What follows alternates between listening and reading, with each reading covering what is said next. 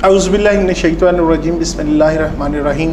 नाज़रीन, ज़िंदगी में बहुत सारे ऐसे लोग आपको मिलते हैं जिन्होंने अपनी मेहनत से कामयाबियों की जो मंजिलें हैं उनको छुआ, वहाँ तक पहुँचे और अपना नाम कमाया।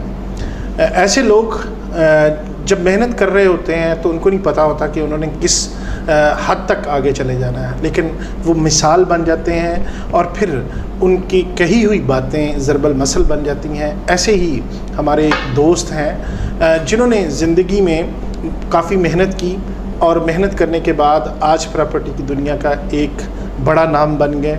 बहुत मेहनत की और मेहनत के साथ साथ उनकी बहुत सारी बातें जो आपको अक्सर सोशल मीडिया पे नज़र आती हैं वो सुनने को मिल जाती हैं, और इसके साथ साथ वो बहुत ज़्यादा उनकी जो कही हुई बातों की शेयरिंग भी हो रही होती है, लोग एक दूसरे को बता भी रहे होते हैं। और वो मैं समझता हूँ कि उनकी वो बातें नहीं हैं, वो बेसिकली उनकी ज़िंदगी के वो सारे तजर्बात हैं जिनमें से वो गुज़रे हैं और अल्फाज की शक्ल में वो लोगों तक पहुँचाते हैं। ये एक सदका जारिया है। एक्सपर्ट ओपिनियन में आज जो हमारा ये जो प्रोग्राम है प्रॉपर्टी के हवाले से, इसमें प्रॉपर्टी की दुनिया का एक बड़ा नाम मियां ज़ाहिद इस्लाम साहब आज हमारे साथ मौजूद हैं, जो वैल्यू एसोसिएट के रूह रवा हैं। मियां साहब बहुत बहुत शुक्रिया वक्त देने का।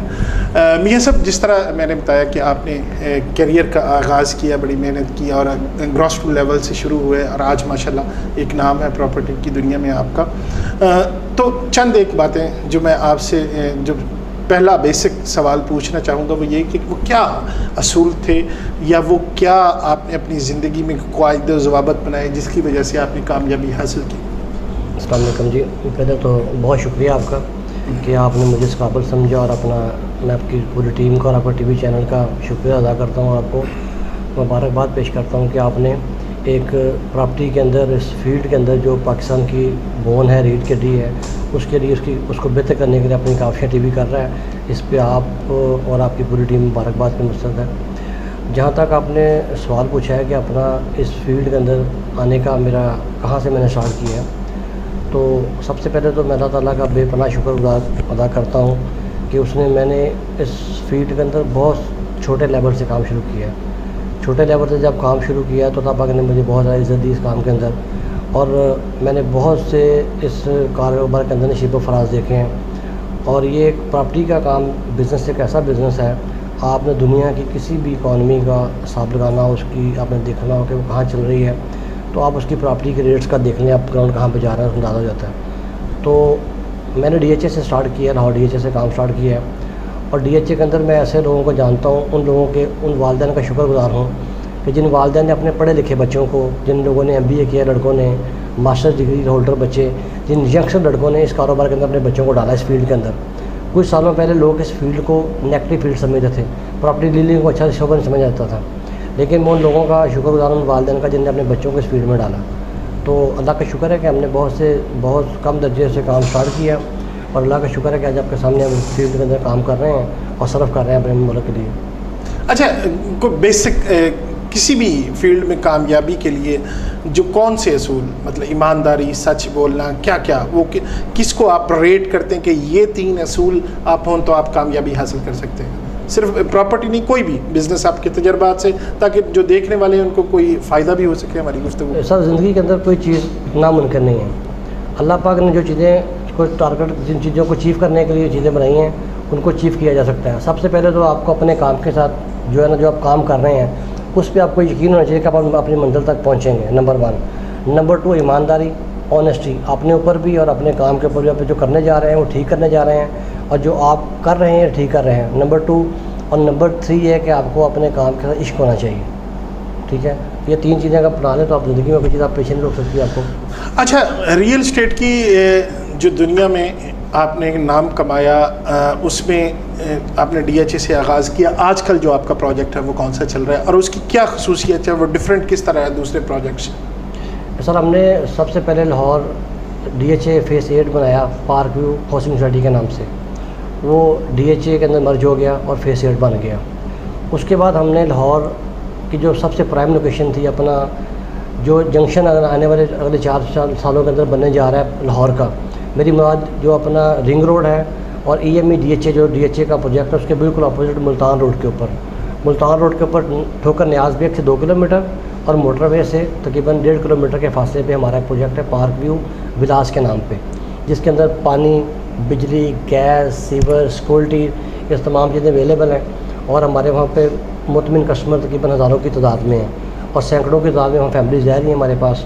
तो हमने वहाँ पे ये प्लॉट जो आज से कोई 4-5-6 साल पहले हमने प्लॉट बेचा था 9,50,000 रुपये का 5 मरले का, और 10 मरले का हमने प्लॉट बेचा था 18,50,000 रुपये का, जिनकी अभी जो अब वहाँ पे प्राइस है वो तकरीबन 5 मरले का प्लॉट जो है 50 से 60 लाख रुपए का है, और जो 10 मरले का प्लॉट है वो तकरीबन 65 से लेके 85 तक डिपेंड ऑन लोकेशन है।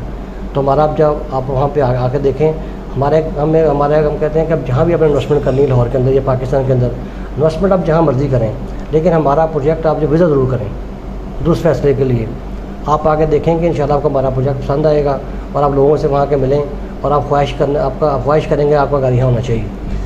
मियां साहब, ये जो आपने बताया कि 9 लाख की प्राइस के साथ प्लॉट एक स्टार्ट किया और आज माशाल्लाह इतना रेस मिला, तो ये उसमें क्या खसूसियात थी, क्या वजह थी, आपने क्या क्या फैसिलिटीज़ दी? जिस तरह गैस, पानी, बिजली तो ये सारी सोसाइटीज़ में हो, तो एक्स्ट्रा क्या था उसमें? एक्स्ट्रा से सबसे पहले तो एक्स्ट्रा हमारी सिक्योरिटी है वहाँ पे। आप वहाँ जाएँ, सिक्योरिटी हमारी एक्स्ट्रा, वहाँ पे आपको 24 आवर सिक्योरिटी मिलेगी। वहाँ पे हमारी पेट्रोलिंग हो रही है। फिर हमारा सिक्योरिटी का स्टाफ है उनमें बड़ा आला अखलाक वाले लोग हैं। हमने कोशिश की है कि अच्छे अखलाक वाले लोगों को क्षेत्र पे पेश आया जाए।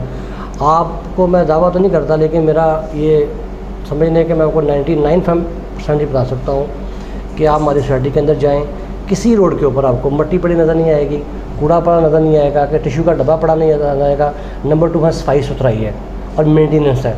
ये पाकिस्तान में ये सोसाइटी, ये पाकिस्तान में सोसाइटी है और मैं दावा कर रहा हूँ, आप आके देखें, अपने कैमरा मैन को हम भेजें, और आपके कैमरा मैन कल परसों वहाँ गया भी थे, आप वहाँ चेक करें, आके आपको नज़र वहाँ पे आएगी। नहीं, इसमें कोई डाउट नहीं है, ग्रीनरी वहाँ नज़र आपको आएगी, सिक्योरिटी अच्छी नज़र आएगी। तो ये है कि हम आफ्टर सेल सर्विस देते हैं लोगों को। आपके घर का अगर घर आप घर पे मौजूद नहीं है तो आपके घर के अंदर प्लम्बर चाहिए तो हमारा प्लम्बर कंपनी का अवेलेबल है, इलेक्ट्रिशियन चाहिए इलेक्ट्रिशियन अवेलेबल है। आफ्टर सर्विस हम देते हैं लोगों को, इस वजह से लोग हमारे पर इत्मीनान करते हैं।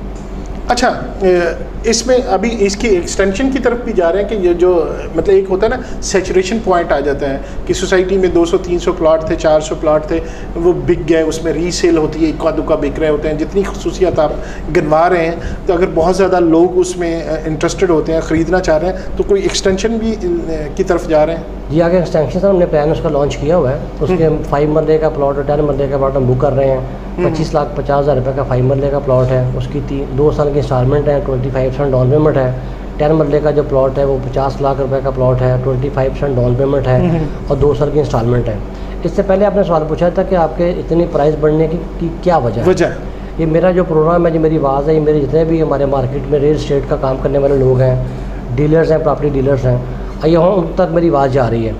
आप किसी डीलर्स को बुलाएं, किसी रियल इस्टेट के ऑफिस फ़ोन करें, आप उन्हें बताएं कि मुझे पार्क विलास हाउसिंग सोसाइटी मुल्तान रोड पे 5 या 6 इकट्ठे प्लॉट चाहिए।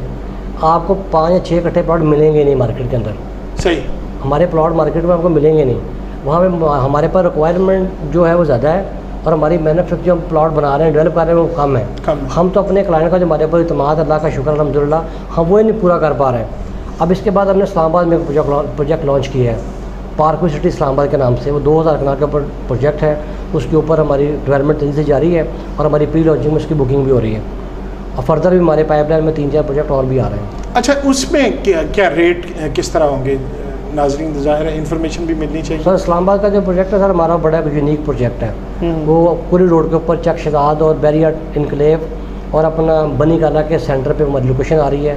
2000 कनाल के ऊपर प्रोजेक्ट है, CDA से अप्रूव प्रोजेक्ट है। उसके ऊपर इस वक्त डेवलपमेंट तेज़ी जारी है।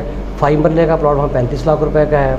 जो 10 मरले का प्लॉट है 65 लाख रुपीज़ का है। उसकी प्री लॉन्च में बुकिंग हो रही है, तकरीबन हमारी 70% बुकिंग हो चुकी है उसकी। हो चुकी जी, हो चुकी है अल्हम्दुलिल्लाह। ज़बरदस्त। ये तो आपके अपने प्रोजेक्ट्स की बात थी। ये सब जो ओवरऑल इंडस्ट्री की बात करें अगर, तो जो पिछले दिनों जो गवर्नमेंट में टैक्सेस की वजह से बहुत ज़्यादा जो प्रॉब्लम आई, रियल इस्टेट का जो बिज़नेस है थोड़ा इसको प्राइसेस में डाउन चली गई, उसकी क्या वजह बनी है? ये क्या समझते हैं कि ये टैक्सेस जो गवर्नमेंट ने लगाए थे, इसमें आपके बिज़नेस को फ़र्क पड़ा? जी सर, ऑफ कोर्स हमारे बहुत ज़्यादा टैक्सेस लगा दिए हैं हमारे ऊपर। उन्होंने ऐसे टैक्स लगा दिए हैं कि जो DC रेट है और FBR का रेट है, इसके अंदर डिफरेंस उन्होंने कहीं पे करें। अब देखें कि आपने पैसे आप सैलरी पर्सन हैं, आपने पैसे लिए हैं, आपको टैक्स काट के पैसे मिले हैं। मैंने जो मेरे पास पैसे पड़े मगर मेरे वो पैसे वाइट मनी मेरी मैंने अपने एसेट डिक्लेयर किए हुए हैं और मैंने अपना जो एसेट डिक्लेयर किया हुआ है उसके अलावा मेरी जो वेल्थ स्टेटमेंट है, मेरी वेल्थ स्टेटमेंट मेरे पास कैश पड़ा हुआ है।